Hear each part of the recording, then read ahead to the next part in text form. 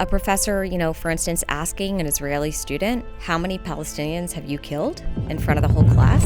We have a long fight ahead of us. Here I am. Here I am. Here I am. And here I am. Here we are. Here I am. Here I am with Shai Davidai. My guest today is a filmmaker, entrepreneur, activist, contributor to The Sun, and a close friend of mine. A mother, a daughter, a wife, a sibling, and a close friend of mine. I want to put that in there. So here I am with Daniella Kahane. It's so nice to be here. Thank you, Shai. It's, you know what? It's so nice to have every opportunity to meet, and we've done Shabbat dinners together. We've been to your place many times, but there's something about you. You come into the room and you light up the room, and some people are listening, and I can't even describe what it is other than go on the YouTube, go on Instagram and see Daniella. There's something about you. You're positive, which I don't understand, and we will get to that. But Daniella, I start every episode in the same way, and I'm going to ask you, Daniella Kahane, what kind of a Jew are you? Well, you're already making me cry, so that's great.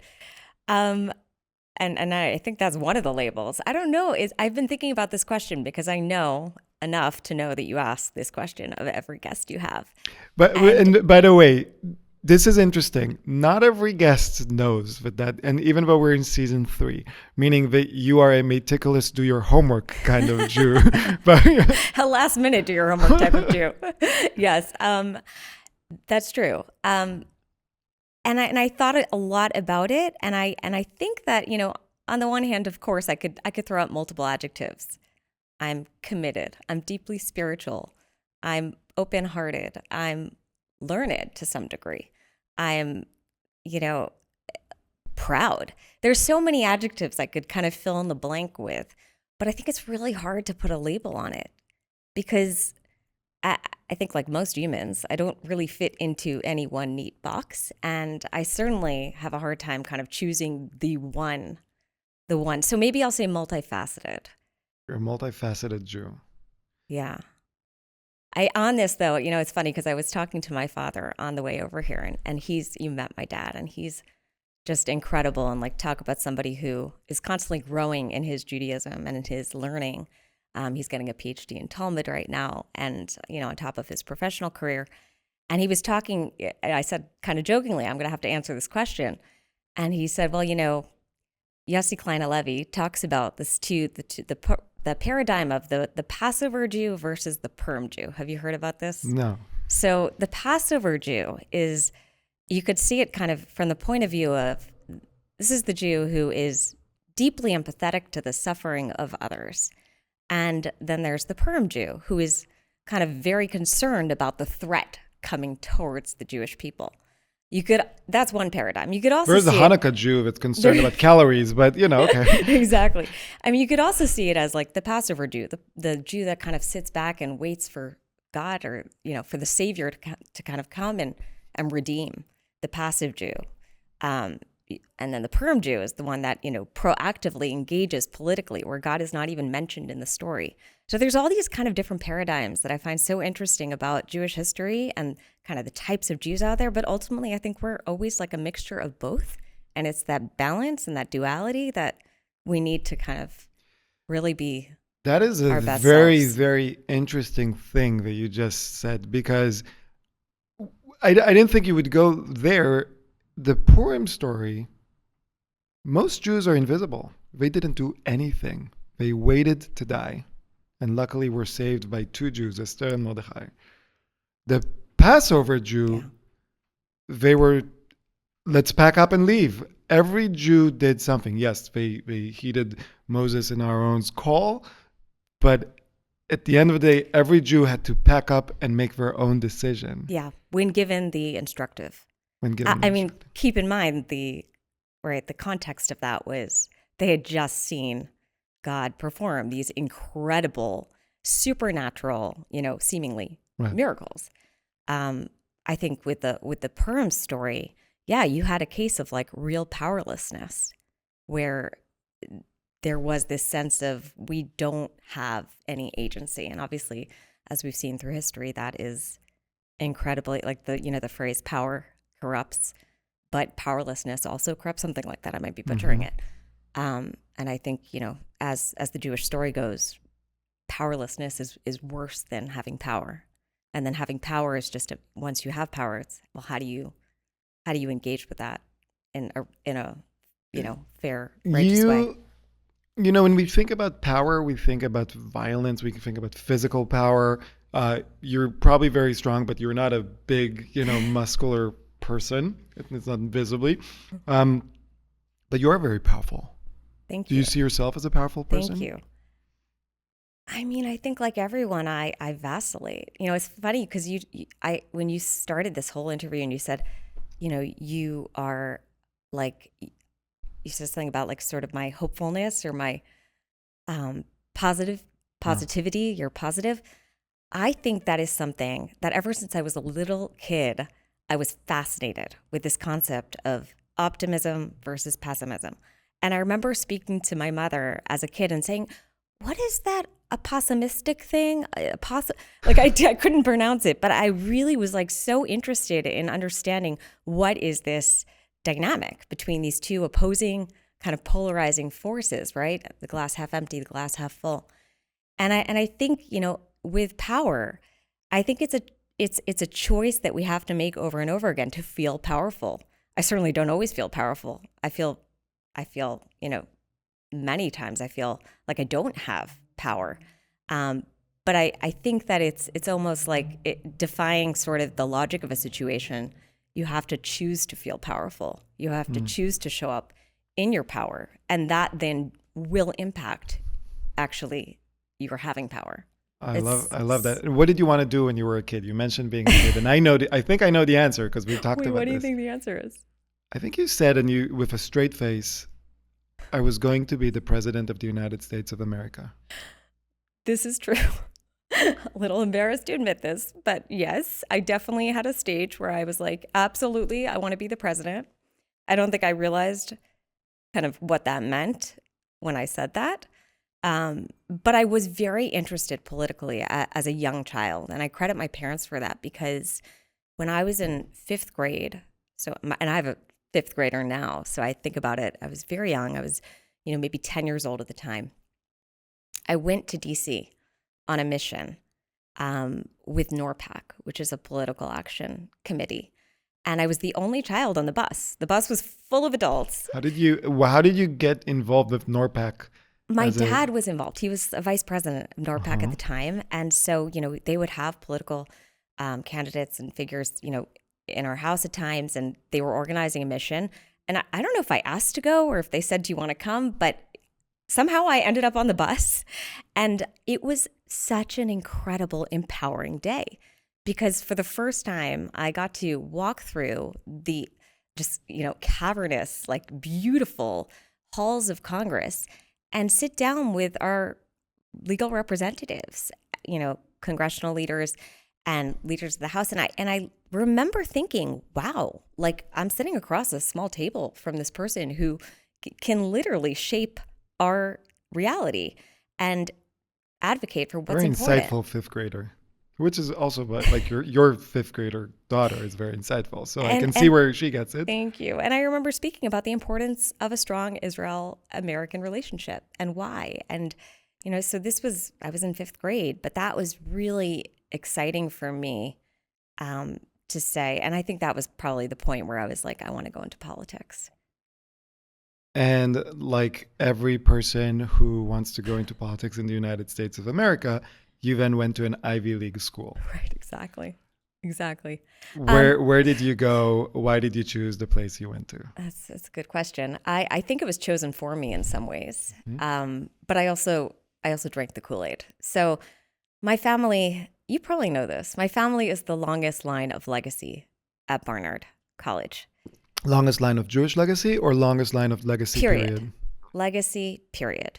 Which is... What does that mean for people that may not know what legacy means? So legacy is essentially the idea that your descendants straight up the line have attended a specific, school. So you went to Barnard, So I went to Barnard. which is a college in Columbia It's University. the women's college within Columbia University. Your mother? My mother went to Barnard.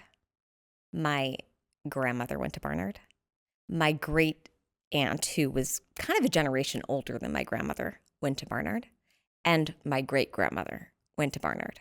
She was the first. She was one of the first Jews to graduate from Barnard.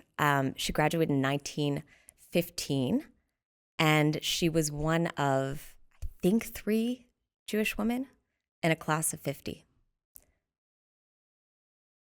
I want to talk about that, but something when I first heard that story, your partner, your husband, David said, because we were talking about Jewish genealogy and his family coming from Eastern Europe. He said, when my great grandmother had to step outside the shed to go walk like 100 yards to the outside toilet, your grandmother was one of the first Jews to be studying at one of the best schools in the world.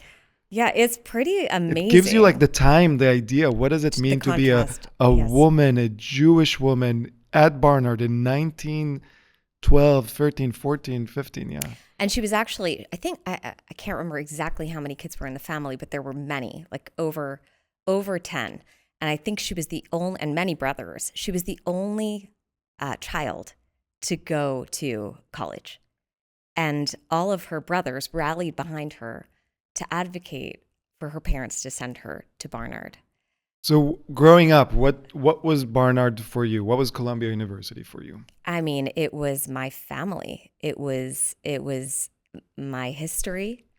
So much so that as a student at Barnard, I chose to do a thesis project about my family's legacy and the history of my family's legacy at Barnard. And then it grew from there into the history of Barnard and the relevance of a women's college today, when obviously, women have many options and it's not a necessity to go to a women's college.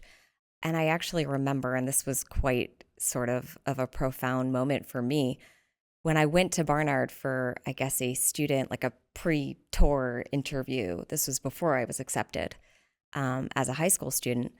I walked into the student center, and the first thing I see is this huge poster, framed photograph, black and white photograph. And it's like taking up, half the wall. And it's my great grandmother sitting there with a group of her friends, dressed in like this beautiful pinafore with her hair in a bun, sipping from a china teacup on the steps of Millbank.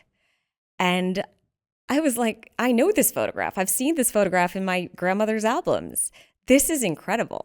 And what it meant to be a Jewish woman, obviously, like we spoke about, actually getting a higher education at that time, not as a Jewish woman, as a woman in general, right? Yeah. It's very special. Do you remember how you felt when you got the admittance letter?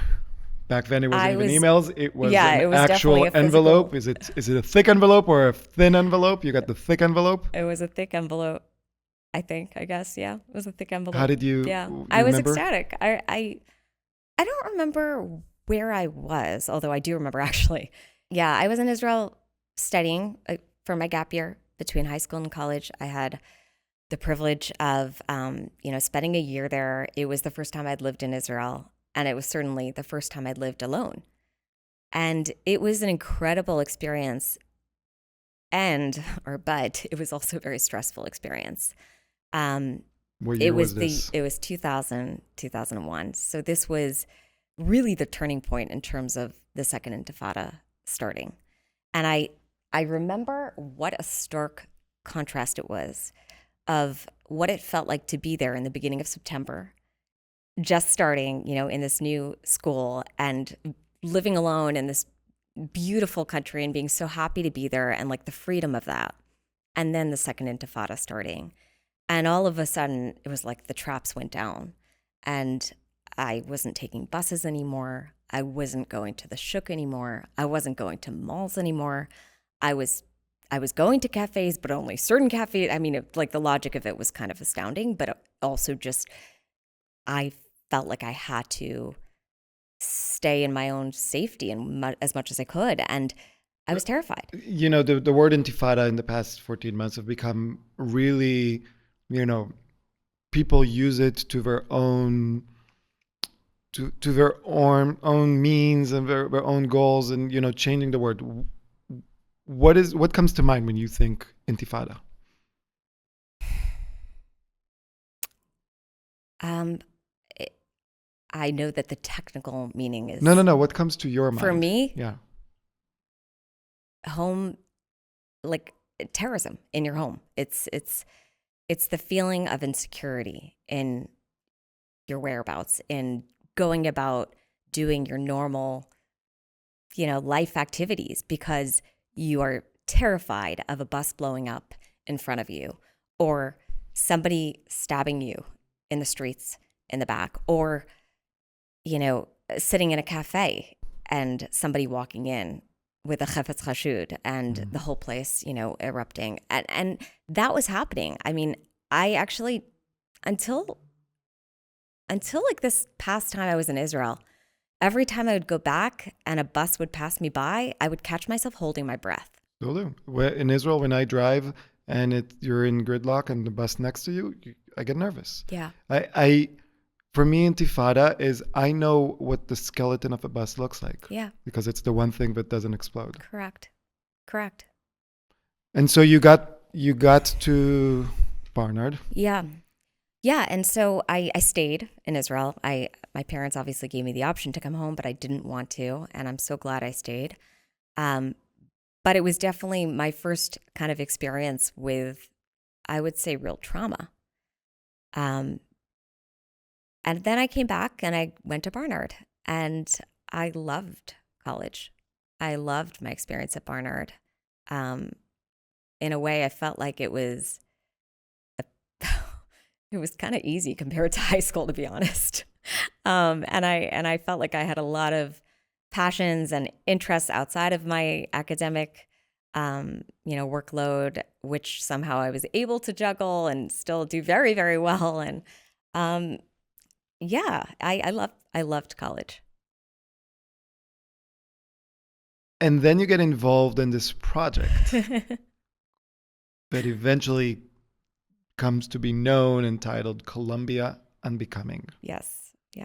What's that? What is Columbia Unbecoming? So Columbia Unbecoming is a 2004 documentary. When did you graduate? 2005. Okay.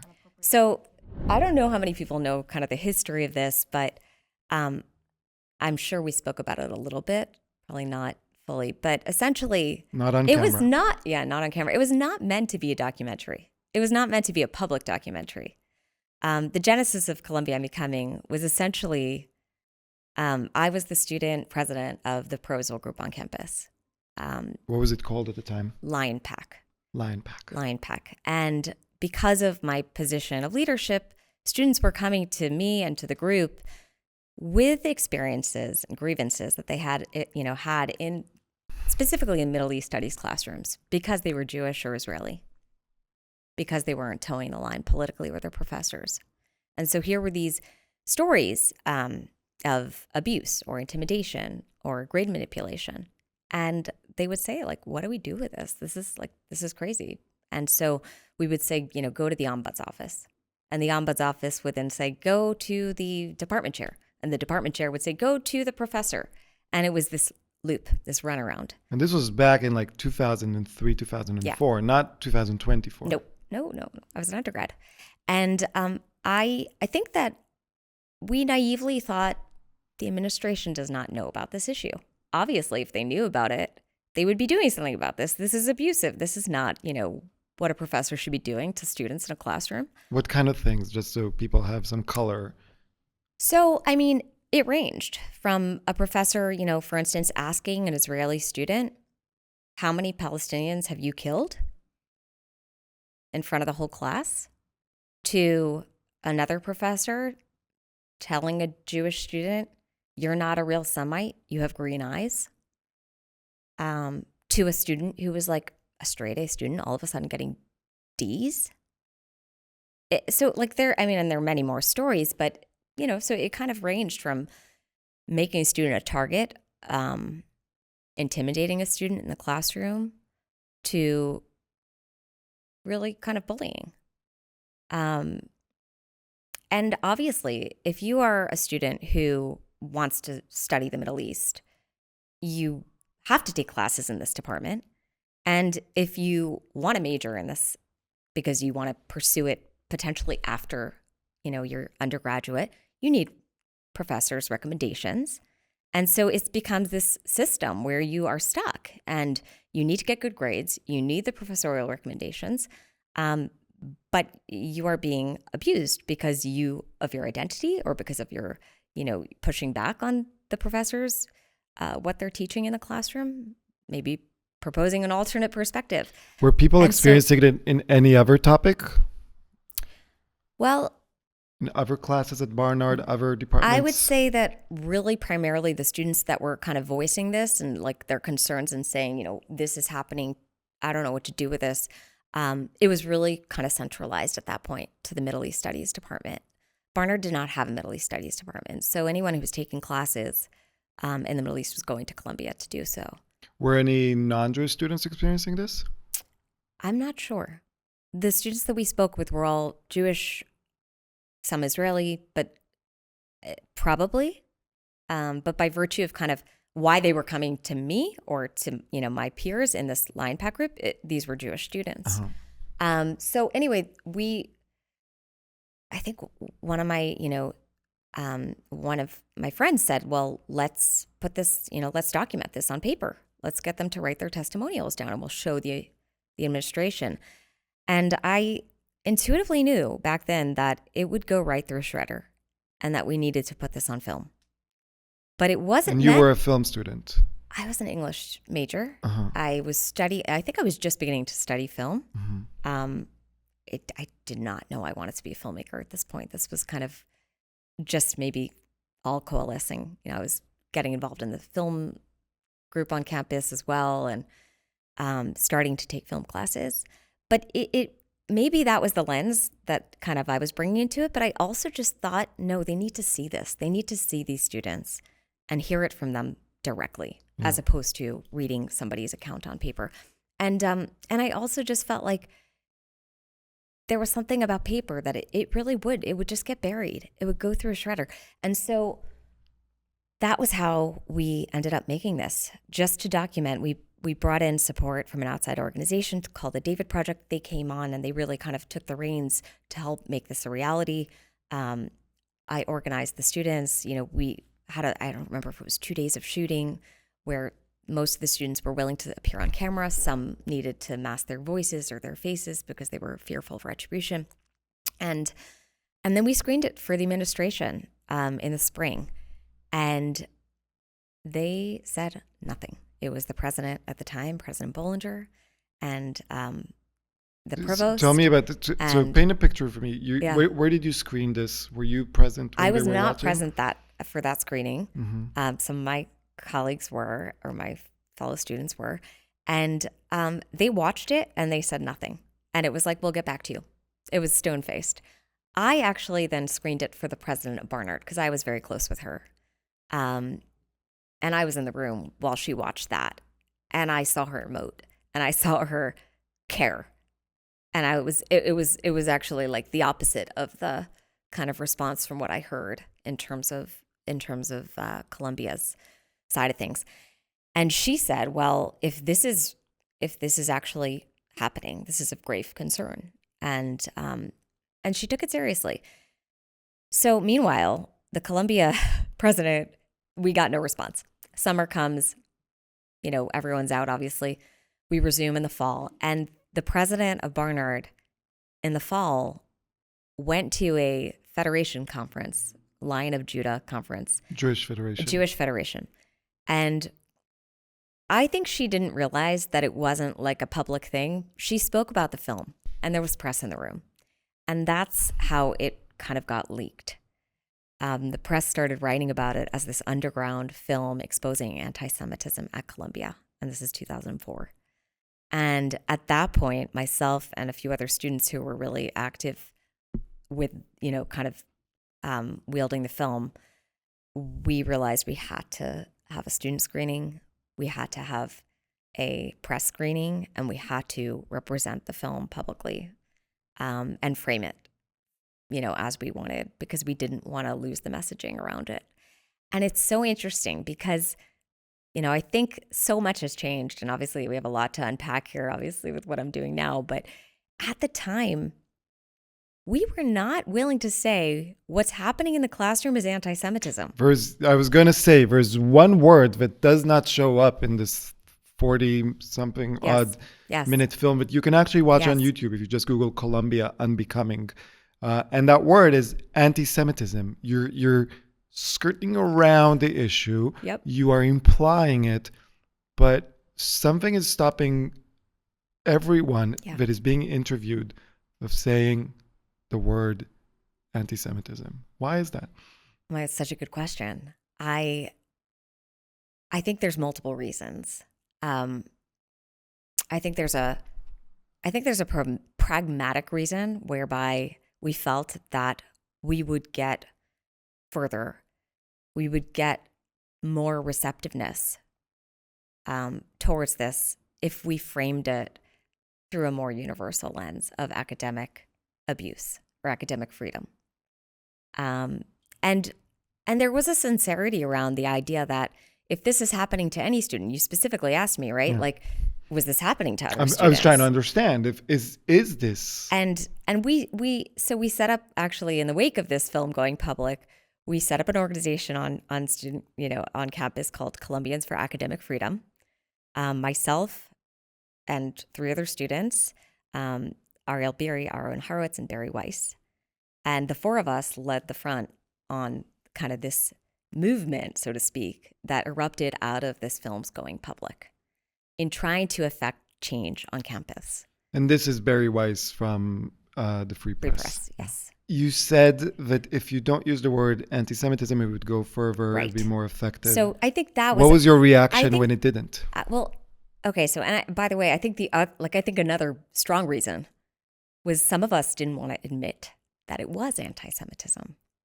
I think that was too scary. Did you want to admit? I think this is an example of where kind of the heart and the mind are like this. Because I think in my heart, I knew that it was, but in my mind, I was intellectualizing it that it wasn't. And looking back? To me, it's very obvious, right? I think a lot of people post October 7th realize, why were we, doing backbends and mincing words to try and avoid or, kind of maneuver ourselves around this problem? Because we were raised in such a kind of very short-lived, fertile period of never again, right? Of this like post-Holocaust. We are beyond that. And this didn't immediately look like that. This was something else. But at the end of the day, obviously, like in a post-October 7th world, we realize, well, actually, it's just rebranded itself. There are many ways that Colombia they didn't do anything about the film, if my understanding. And the film even made it to the media. They did the bare minimum. The bare minimum. But they did, by the way, after the film screened publicly, within, I want to say, like 12 hours, we got emails. We're very concerned. This is after months of silence. We take this seriously. We are concerned about these issues. We want to meet with you. It was the first time they requested a meeting. I'm still waiting for a meeting with Columbia University, so it takes a while. So if you go and you watch a movie, and I really recommend everyone take the time on YouTube and watch it. First of all, it's clear that most of the Jewish kids that are being targeted, they're Israeli, so it's visible through their accent, or they are more on the observant, they're visibly Jewish. They are wearing yarmulkes, they are wearing skirts or dresses. Yeah. So that's one thing. But the other thing, one of the people in that film, the professors that is being complained about, is someone that many people may have heard their name in the past 14 months. where the president of Colombia, the past president of Colombia, was asked specifically about this person in Congress in her testimony, Joseph Massad. Mm-hmm. Who is Joseph Massad? Jeff, you could probably articulate this better than I could. Joseph Massad is a professor, now a tenured professor at Columbia. He happens to be the professor that is the only professor in the Middle East Studies department that is teaching Zionism. He, at the time when Columbia Unbecoming was made, was not tenured. He did not have that rank, and he was seen as kind of like controversial and not very respected academically. I don't think we thought it was like even a possibility this person would be tenured at the time. And this is the professor, but back then already there's a very it's comic, but it's also scary. There's a student, an Israeli student, I think, in the film, where Joseph Massad tells the class that Zionism, Zion, comes from the word Zayin, which is penis. Yes. And why it's all dirty. And of course, and the Israeli student says every person with even a cursory knowledge of Hebrew knows that Zion or Zionism in Hebrew is Tzion, but sounds different, is completely different. Yeah. Now, of course, it's so funny and ridiculous that a professor at an Ivy League school would make such a stupid mistake, but it's not a mistake. He knows what he's doing. But it's scary. Yeah. No, he's also the professor that obviously post-October 7th called the October 7th massacre amazing. He said that he experienced jubilation and awe. Right. But do you remember when you found out that he got tenure? Yeah. After the movie came out. Yeah. He actually got denied tenure the first time, and then President Bollinger made a specific attempt to get him tenure again. The person on his tenure committee quit because they saw all the wrongdoing. But he ended up getting tenure at a second chance. Do you remember learning about this, how you felt? I do. No, it was very depressing. I after I graduated, I, kind of like moved away from the campus activist hat that I was wearing. And I, started making films and documentaries, and I moved to LA and I worked for a big film producer out there. And I really kind of lost touch a little bit with Columbia. But I obviously did hear that he got tenured, and it was upsetting, very upsetting and demoralizing, right? Because I worked so hard with these other students and spent so much of my, junior and senior year at Columbia devoted to creating change, to trying to really not just create a system where students could legitimately and reliably, lodge grievances, where that would be heard, where that would be dealt with judiciously, but also where professors who were clearly misstepping, in terms of the bounds of what is normal academically, targeting students, etc., where that wasn't tolerated, and it felt very demoralizing because it felt like, for what, right? What's actually changed here? So what do you think? Why did Barnard and Columbia not listen? Why did they grant this anti-Semite? Yeah. So this is something that I've been kind of diving into for the past year, and as obviously you're well aware, but the listeners might not be, making a follow-up of sorts, a documentary called Poison Ivies that is really taking a deep dive into what's happened at Columbia over the last year, but then really zooming out to understand, well, how did we get here? This is not a problem that was born overnight. Clearly, as somebody who made this, Columbia Unbecoming 20 years ago, I saw a problem and the writing on the wall back then. I didn't know how bad it would get. But I also didn't know that I knew that this wasn't something that, was unique to my fellow peers. I knew from making Columbia Unbecoming and hearing then, once this came out, from graduates who, had been there years earlier, maybe decades earlier, saying, wow, thank you. Like, this happened to me. And, nobody's ever spoken out about it. It's, that kind of thing where there's a whistleblower, essentially. That's when stories start to emerge out of the woodwork. And so I knew it wasn't a new problem. And I've been working, over the last year to document that. And I think it's hard because there's many reasons, but ultimately, like, the analogy we always used was sort of like when you try and turn an ocean liner around, it's like very challenging, right? It's like you need to continue to exert pressure. Like, you kind of exert pressure and it goes like this. And then the second you ease up, it's like, goes right back. So That's think very interesting analogy. I served 3 years in the Israeli Navy, yeah, and there's a lot of maritime rules on who gets the right of way, da da da da da. But it basically boils down to the bigger you are, the more right of way you have. If you are the small boat, so Yeah. you have to skirt around. Yep.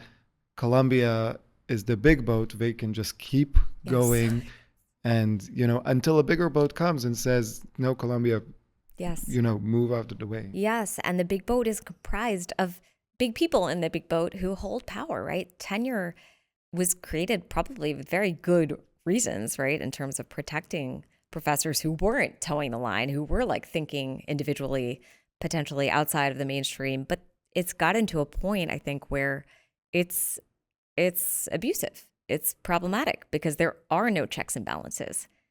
I believe this is not hyperbole. Like, I believe that a tenured professor can show up at Columbia University with a Hamas headband, a swastika, Heil Hitler, and say, long live Hamas, long live the Intifada in class.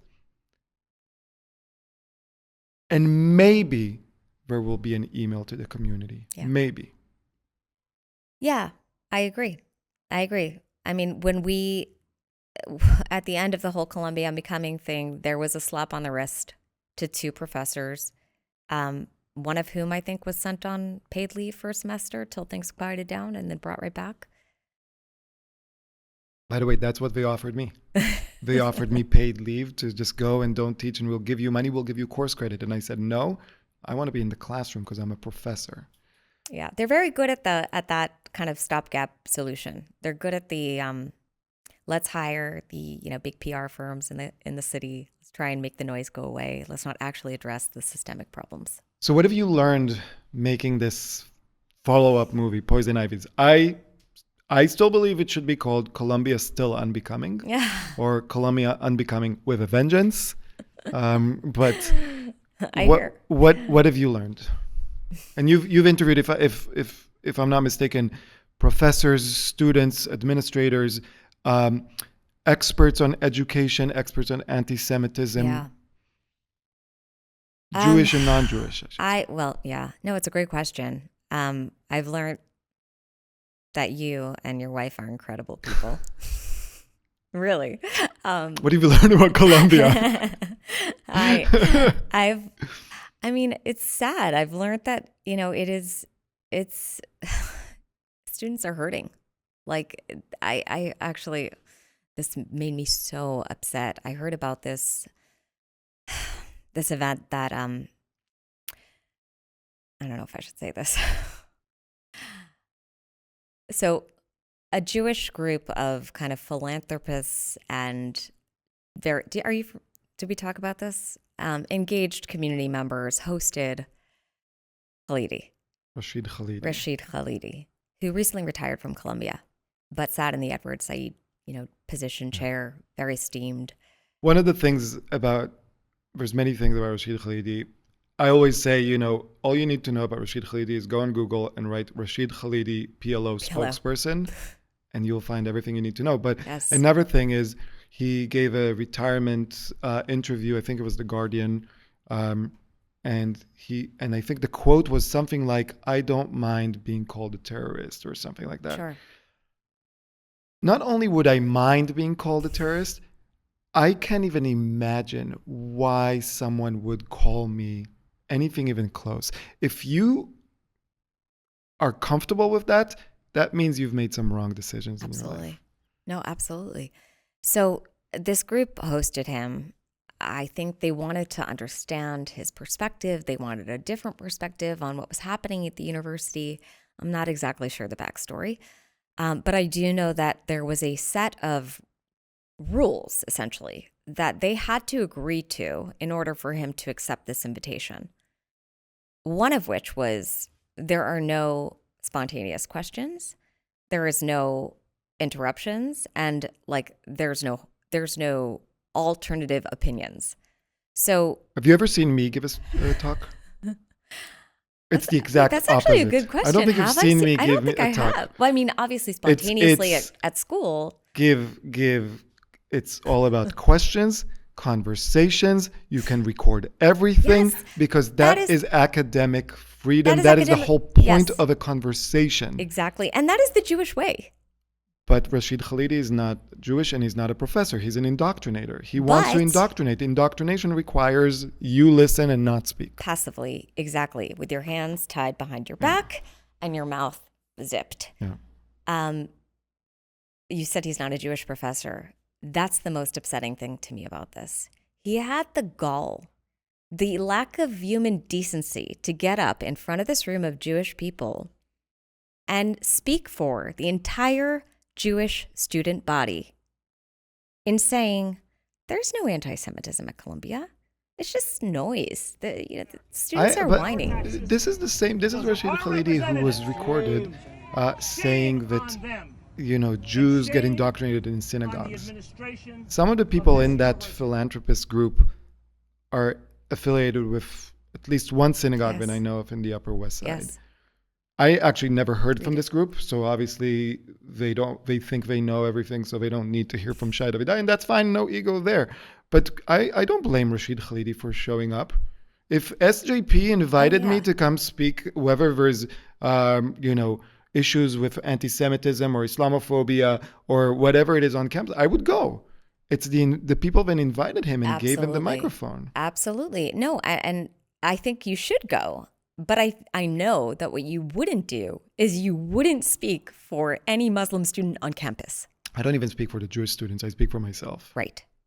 And so the fact that he would profess to say, I can tell you there's no Jewish students are not feeling that is so horrific to me. It's like, how dare you?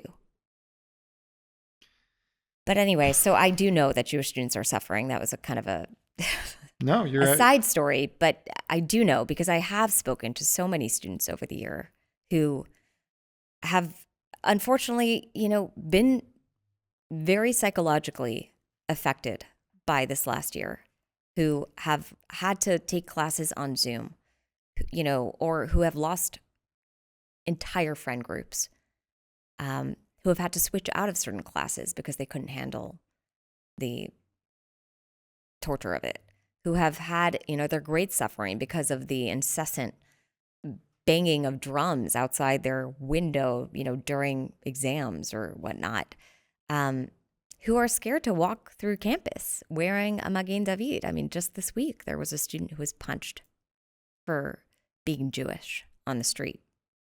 Well, he was punched Columbia. for being Jewish, who's unwilling to renounce his relationship to the idea of a Jewish state. Sure.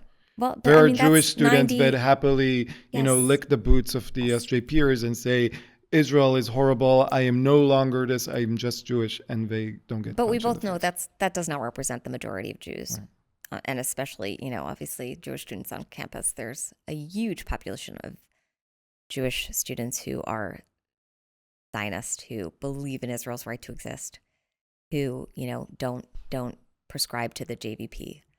And belief. Again, just like with Columbia Unbecoming, this is an observation because you've had hours upon hours with students. Yeah. I feel like the vast majority of the students that are being targeted on campus by their peers, by staff, by professors, are from what we would call modern Orthodox. Not necessarily. Not necessarily? No. That's good. No. I mean, I just spoke to a student the other week who, I don't know, I think I mentioned this to you. She was not at all affiliated. And so much so that I feel like, she didn't even have a single Jewish friend until she was forced to find new friends, because after October 7th, she posted on her social media, Jewish lives matter too. And we should end all bloodshed in Levant.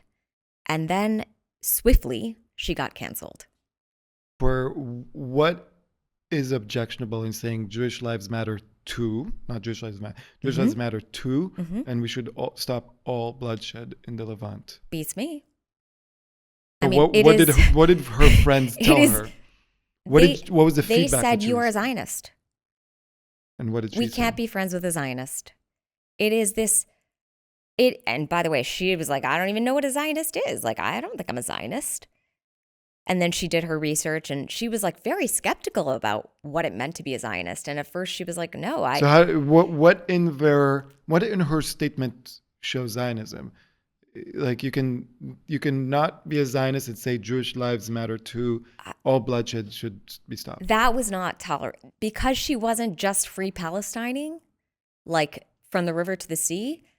She was therefore canceled. Like, it was too much for her to say Jewish lives matter too, and let's end all bloodshed. I mean, she was very careful with her words, obviously, but that was too much. It was like too much pushback. And this is days after October 7th.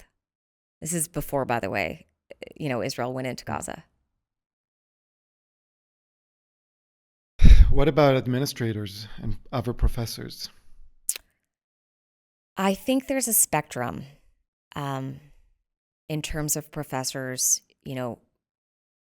who are obviously from one extreme, clearly risking everything to speak the truth to power, to be an advocate for students, to call out, what you're seeing, and to be so, ethically aligned with your values that you're willing to suffer the consequences.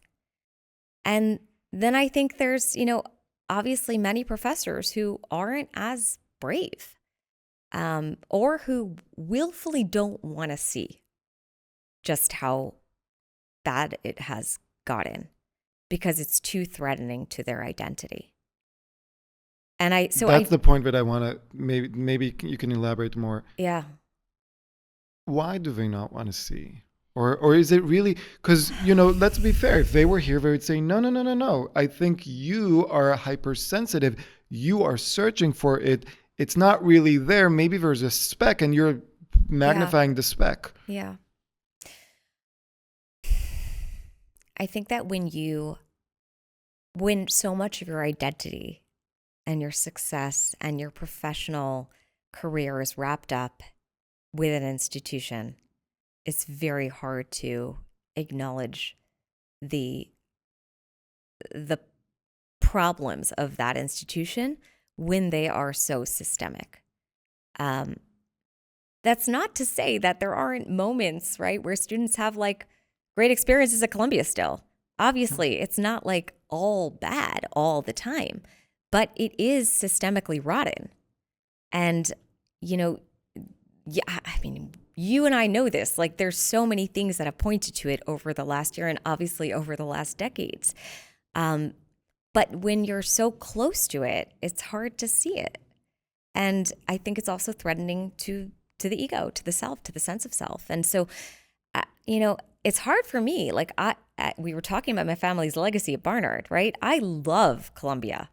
I want to send my daughters there. I would hate to break that chain. I am sitting here calling out the problems because I want it to get better, because I believe that it has to get better, that I believe that, Jewish students cannot just retreat from the places that don't want them or that are not treating them fairly. And also because I believe that like the bigger problem is one that affects every person in this country, every person who believes in democracy and freedom, essentially. And I think that Columbia is obviously not unique in terms of it's not the only, but it is certainly a beacon on the hill, right? It is certainly looked upon as an example, as an exemplary example. And so I think it's it's really complicated. I've been thinking about this beacon on the hill, the exemplary idea. Um, it, Colombia really and really dropped the ball on this, and still they can do something. Imagine if Colombia would have created itself as the school that's dealing with anti-Jewish, anti-Israel, and anti-Americanism. The school that is willing to question everything in order to rid the school of hate and bolster education and democracy. Yeah. Like, what would have been the reaction around the country and around the world?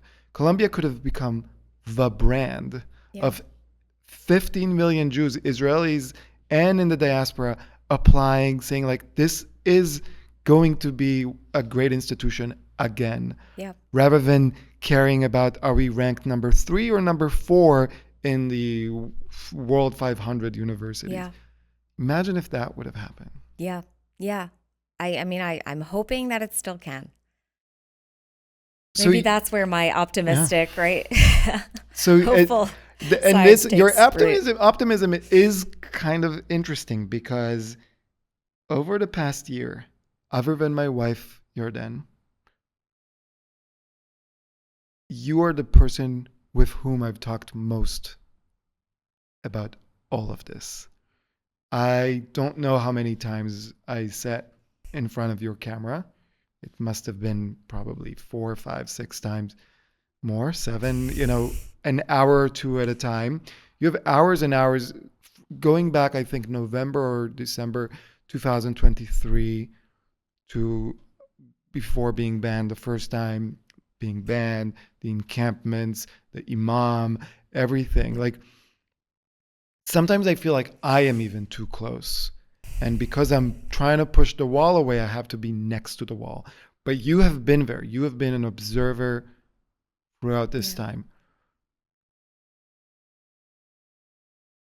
And it's weird that I ask this. I wasn't planning to ask this, but why have things happened the way that they have? And did you know when we started that my role in this would be the role that it is? No, I'm not a fortune. I'm not a prophetess. I definitely did not know that. I saw, obviously, like many people, I don't know how many views you've had on that initial video, but millions. I mean, hundreds I of thousands. 15 million, I think. Yeah, millions. I saw somebody whose heart was cracked open, who was willing to say the things that most people couldn't articulate, from such a deep place of concern and care and fear and I think that that's rare to see from a professor, honestly, because there's so many reasons not to put yourself in that position. There's so many good reasons to put your head down, to just keep doing, your thing, to wear the hat that you were, put in that community to wear. And whether knowingly or unknowingly, you understood what that meant when you had people take out their phones and film you. I had no idea. You really did something so brave. And I think through doing that, you unleashed kind of, or opened the floodgates for students to feel validated in their feelings. And I did not know, because again, like, I'm hopeful. Like, I was so hopeful that the university would meet you physically, like literally and metaphorically. Like, I really believe that they would do so much better than they did. I think it was shocking to the world, and it was certainly shocking to me, just how badly it was mismanaged over and over and over again. And still is. And still is. I mean, it's a Band-Aid. It's like they've literally locked the gates. Just, nobody in, and then you won't see what's happening. So no, there's definitely no, like, I know where this is going. I know that this is gonna, but I feel very privileged to have been literally in your corner. over I the mean, last year to witness it. I am And so grateful for you being in my corner. And honestly, one of the things that I don't sleep well at night. I haven't slept well since October 7th. But one of the things that helped me is knowing that whatever happens to me or anyone else, somewhere there's a recorded archive of at least my side of the story. yeah, And I never argue, I'm not a Rashid Khalidi. I don't think there is just one side to the no, story. there never is. But I do want to make sure that my side of the story, and by the way, in this point, I think it's you and I have been in this for so long together that it's our part of the story. And I don't know what's going to happen with that. So where is the movie going? Yeah, no, I mean, it's, I think that the beauty of documentaries is that you don't know where they're going when you start. You know, you might have a good idea in terms of, okay, this is the story I am looking to tell. This is definitely the subject matter. These are the characters. But until you're sitting with the footage in the edit room, you don't really know where it's going. And that's kind of just the incredible, spontaneity of it. It's like you don't have that fully baked, proven, recipe. And you also want to allow for life to happen, of course. And so, I didn't know where the story was going exactly. I thought at first I'd be wrapped on shooting at the end of last semester in the spring, right? It was like kind of the academic calendar year. Right. We were talking about this might be, I think it was June, we were doing this might be the last interview. What have we learned, et cetera, right? Exactly. And then I realized, no, like we have to see what happens when campus resumes and like what that feels like. And I think that there's still pieces to get in terms of student stories, in terms of certainly the fact that Masad is teaching Zionism next semester. And I mean, I think it's like outrageous that there isn't another alternative perspective, right, being taught.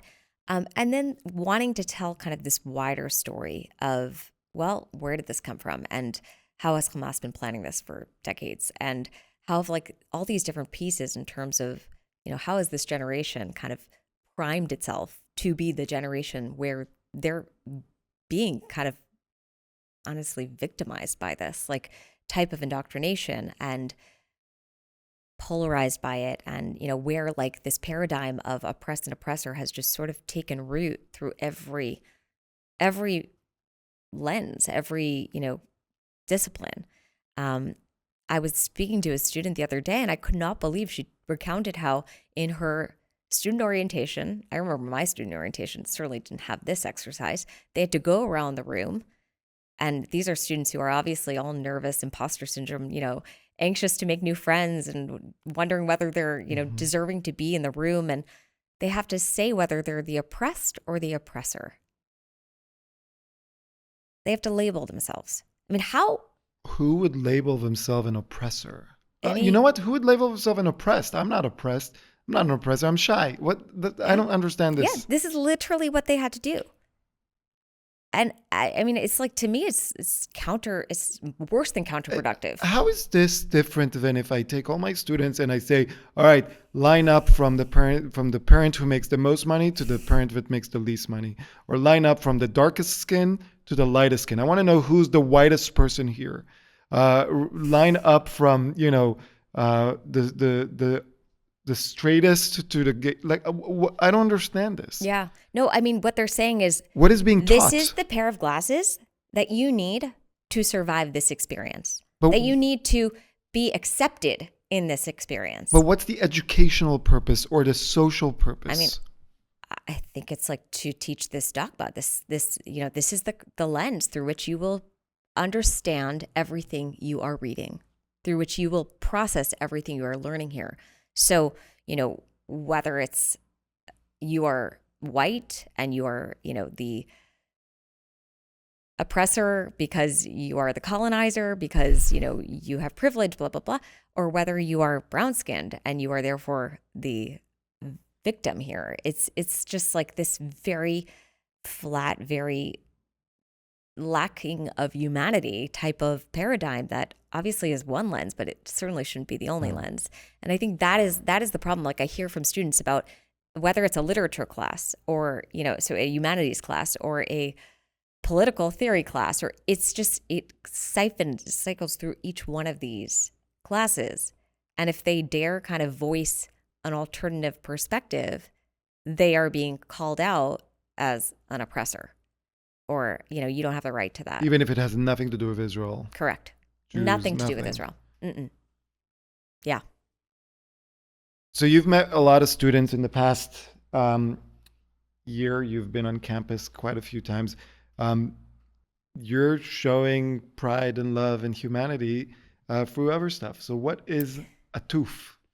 Well, ATOOF. I think I started, what kind of Jew are you? I said multifaceted, right? And I think that for me, Judaism is so much about kind of the duality of things, the multiplicity of things. So I was raised observant. I've always been observant, and obviously very engaged in Jewish ritual and spirituality. But at the same time, I've always appreciated nice things and the aesthetic. And I have a very, keen eye. I'm a filmmaker. I'm an artist. I'm a designer. And so there was a clear missing gap for me, I realized actually, around Judaica, which are, any object pertaining to a Jewish ritual. This kind of dawned on me after my husband lost his talit bag that I had gifted him at our wedding. And I was looking for a replacement, and I just couldn't find anything really special. And that was kind of the dawning of Atoof a very long, this is like 8 years ago now. But essentially Atoof is a luxury artisanal Judaica company. My co-founder is one of my best friends. We've known each other since our year in Israel, actually. And we seek to really bring Jewish people together around pride for their Jewish culture and tradition and ritual. So often I think people assume, rituals are just for the observant. And I think one of the things about Atoof is we want to share it with everybody. We want everybody to feel connected. And when you value something, when you put value into it, when you, kind of use things that are beautiful, you tend to actually appreciate them more. So what kind of things, what kind of Judaica do you... Everything is handcrafted.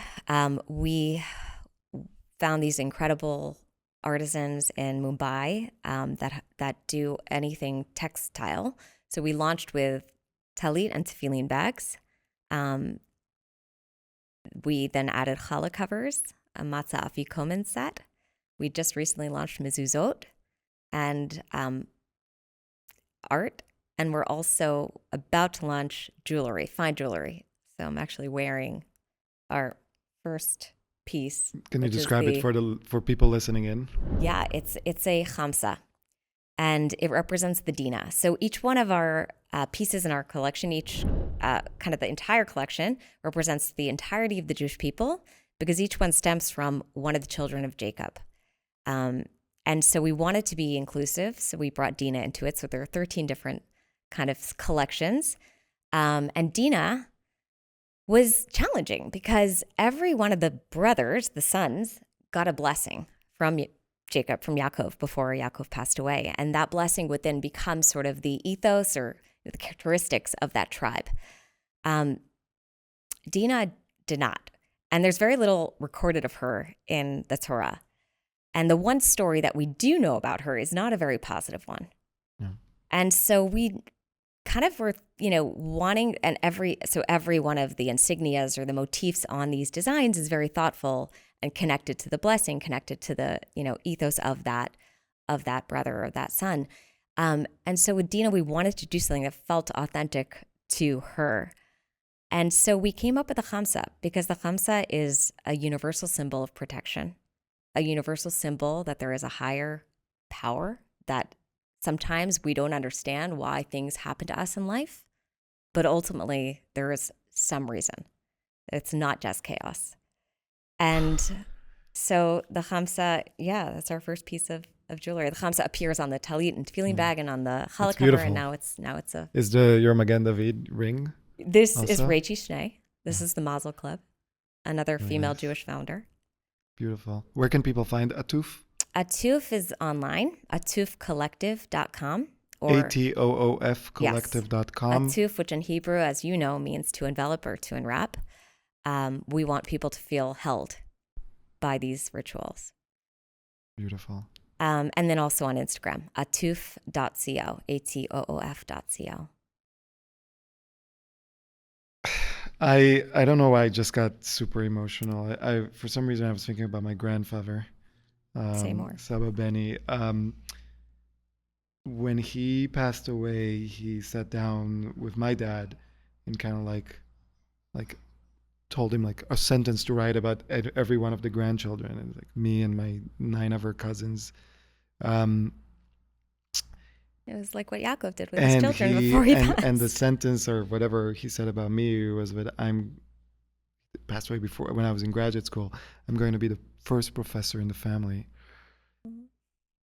And all of a sudden, I'm looking at you and I'm thinking like, maybe I've ruined it all, and I will no longer be a professor by the time is I don't know. No, you definitely didn't ruin it. We'll see. You have taken a kind of a unpredictable step, Unpredictable path. Yeah, but you have not ruined anything. You are obviously we'll doing. see. We'll see. Yeah, I'm not going to say more because you're going Yeah. to edit this part out. Yeah, I know exactly. you. So, I like to finish every episode with what I call the Jewish lightning round, a series of rapid fire questions. There's no right or wrong answer. We just want the first answer that comes to mind. Mm. Daniella Kahane, what is one thing people don't know about you? Oh, okay. Well, this one's kind of fun. I don't know in what like stage of my career, but at some point, like my secret dream is to be on Dancing with the Stars. Okay, let's get that going. I, Are you I a don't know dancer? why. I love dancing. Okay. I love dancing. What is one thing people don't know about the Jews? Huh. People know so much about the Jews. Um, we really just want to be left alone. What is your favorite curse? Any language. Can I pass on this one? You can pass. But you don't get to pass on any else. Oh shoot. I knew you would pass on this. It's okay. I know you. I know, yes. When was the last time you cried? Oh my God, every day. Every day? I'm such a crier. I'm the person that cries at every movie. I took my kids to Wicked before Thanksgiving, and I'm sitting there during the. Have you seen it? There's this dance No. scene, and I just started bawling, like heaving to the point where my girls, I think they're embarrassed. They're like, "Mom, are you okay? Like, do you need tissue or something? You need to go out." I'm a big crier, and I think it's a catharsis. Like, I think it's so important to cry. For me, it's like moving that energy. Mm. You make incredible Shabbat dinners. So if you could have any person over for Shabbat dinner from You're any sweet. moment in history, who would that be? Well, I actually really want to say my great grandmother because she was, she's the person that I am named after. I actually wasn't named after her initially. I added a middle name as an adult and took on her name. She was my mother's partner. She called her my partner, and my mother was so close to her. And I think I never had the privilege of knowing her, whereas I was very lucky to have met uh, many of my great grandparents because my parents had me so young. And I really wish I had. What's your favorite Jewish holiday? I cannot pick one. I love them all. I would say Shavuot, just because my bat mitzvah was on Shavuot. And so it's like forever embedded with a very meaningful time of celebration and milestone in my life. What's your least favorite Jewish holiday?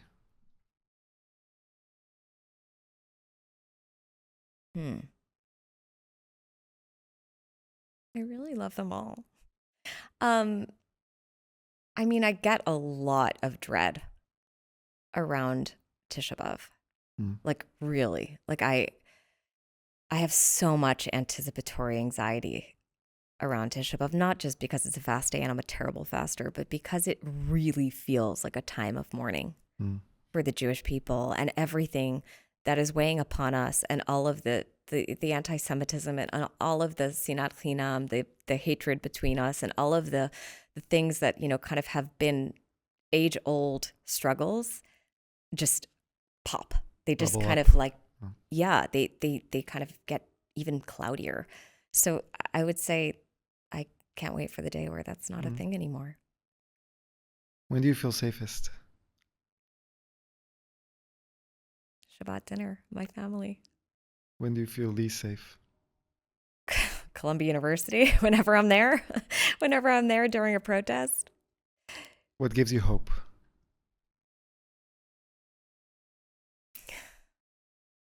Our history. What's the first thing that comes to mind when you think of the words Jewish civil rights? You. Oh, thank you. What's the second thing?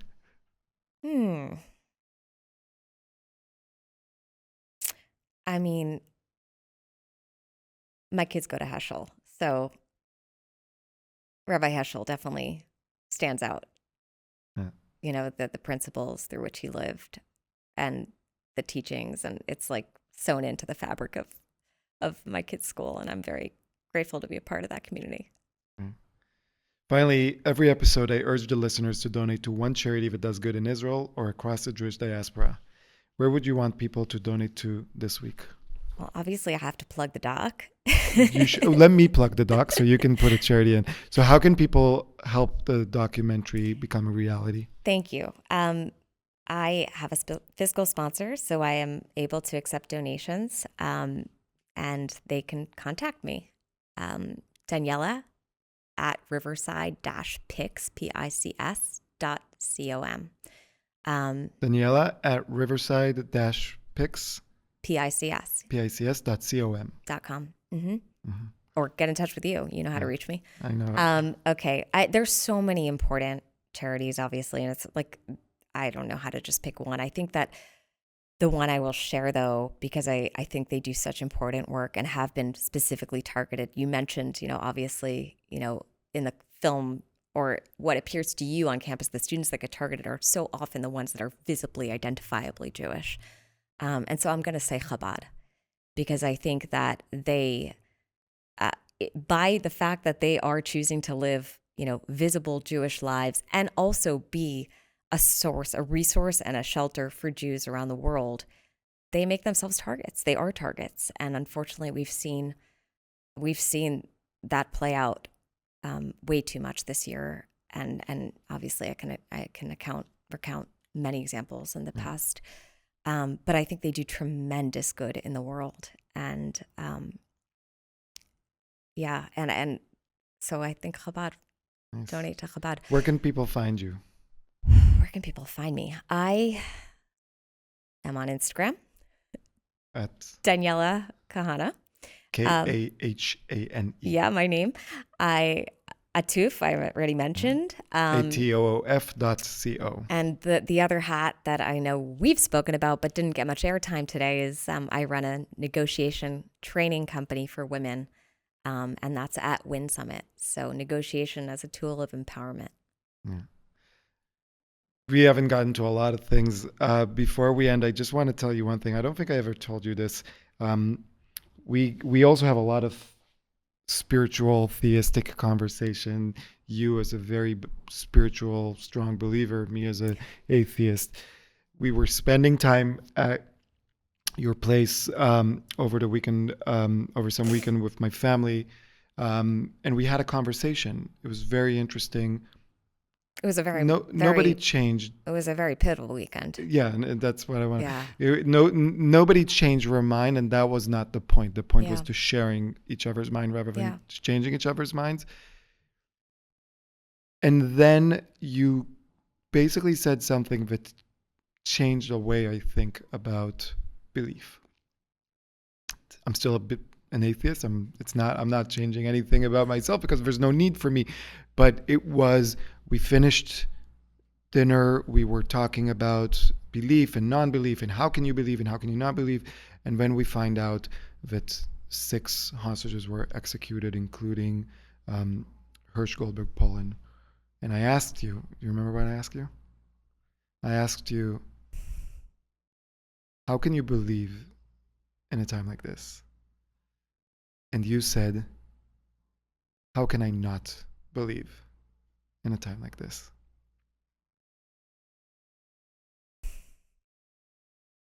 And I think that gave me the clearest view into a believer's heart and mindset that no other articulation of logic and philosophy could have. So thank you. And thank you for coming Thank you today. And I'm so, so happy we made this happen. So here I am with Daniella Thank you Kahane. for everything you're doing for students, for Jews, for humanity. And thank you for being Thank you such for a being my dear friend. friend. Thank you for being my friend.